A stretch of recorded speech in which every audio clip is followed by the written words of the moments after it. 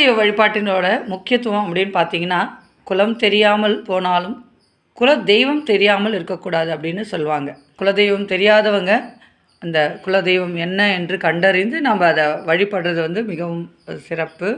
அதே போல் பூர்வீக ஊரில் இருப்பவர்களுக்கு வந்து குலதெய்வ வழிபாட்டில் எந்த சிக்கலும் இருக்காது. ஆனால் ஊரை விட்டு ஊர் போனவங்க வந்து பார்த்திங்கன்னா, வருடத்துக்கு ஒரு முறையாவது வந்து அந்த குலதெய்வத்தை வணங்க வேண்டும் அப்படிங்கிறது தான். முன்பெல்லாம் பார்த்திங்கன்னா, குடும்பத்தில் உள்ள பெரியவங்க நம்ம குலதெய்வம் வந்து பற்றியும் அந்த குலதெய்வத்தோட வழிபாட்டை பற்றியும் வந்து அழகாக சொல்லுவாங்க. ஆனால் இன்றைக்கி சிலருக்கு குலதெய்வம் எது அப்படின்னே தெரியாமல் போயிடுச்சு அப்படின்னு சொல்லலாம். அப்போது வந்து கூட்டு குடும்ப வாழ்க்கையெல்லாம் இருந்தது.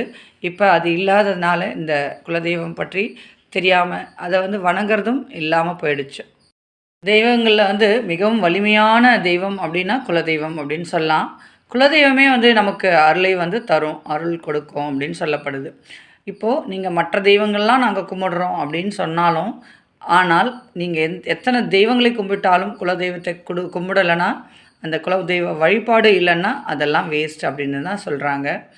ஒரு ஒரு குலம் வந்து ஆள் போல தழைத்து, குலம் வந்து அதாவது அவருடைய குடும்பம் வந்து ஆள் போல தழைத்து அருகு போல வேரூன்ற வேண்டுமாண்டால் நீங்கள் வந்து குலதெய்வ வழிபாடு வந்து செய்கிறது அவசியம் அப்படின்னு இந்த இலக்கியங்கள் வந்து குறிப்பிடுது. ஒரு குடும்பத்தில் இருக்கிற அனைவரும் அண்ணன் தம்பி எல்லோருமே குடும்பமாக சென்று அந்த குலதெய்வத்தை வணங்கும்போது அந்த முன்னோர்கள் அவங்க வந்து பார்த்திங்கன்னா ரொம்ப மகிழ்ச்சி அடைந்து அவர்களுக்கு பரிபூர்ண ஆசி வந்து கொடுப்பாங்க அப்படின்னும் சொல்லப்படுது.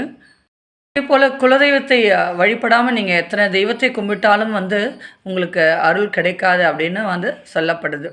அதாவது சக்தி வாய்ந்த ஹோமம், யாகம் அது போன்ற எந்த ஒரு முழுமையான பலன் கிடைப்பது வந்து அரிது. நீங்கள் குலதெய்வத்தை தான் கும்பிடணும் ஃபஸ்ட்டு அப்படின்னு சொல்லப்படுது.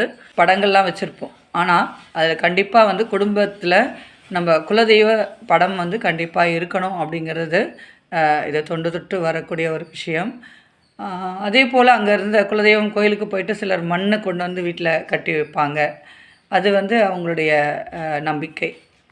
குலதெய்வத்தை வந்து எப்போ வழிபடலாம் அப்படின்னா, பௌர்ணமி, அமாவாசை போன்ற நாட்களில் வந்து இந்த குலதெய்வ கோயிலுக்கு போகிறது சிறப்பு. குலதெய்வத்துக்கான ஒரு மந்திரம் இருக்குது. நோய், துக்கம், வறுமை, பலவீனம், மனநோய் ஆகியவற்றை அழிக்கக்கூடிய சக்தி வந்து இந்த குலதெய்வத்துக்கு இருக்குது. அதனால் இந்த குலதெய்வமே உன்னை வணங்குகிறேன் அப்படின்னு சொல்கிற இது வந்து ஒரு மந்திரத்துடைய பொருள். அவர் குலதெய்வத்தை வந்து பிரார்த்தனை செஞ்சுட்டு தினமும் இந்த துதியை பாராயணம் செய்தால் வந்து குலதெய்வம் அருள் கிட்டும் அப்படின்னு சொல்லப்படுது.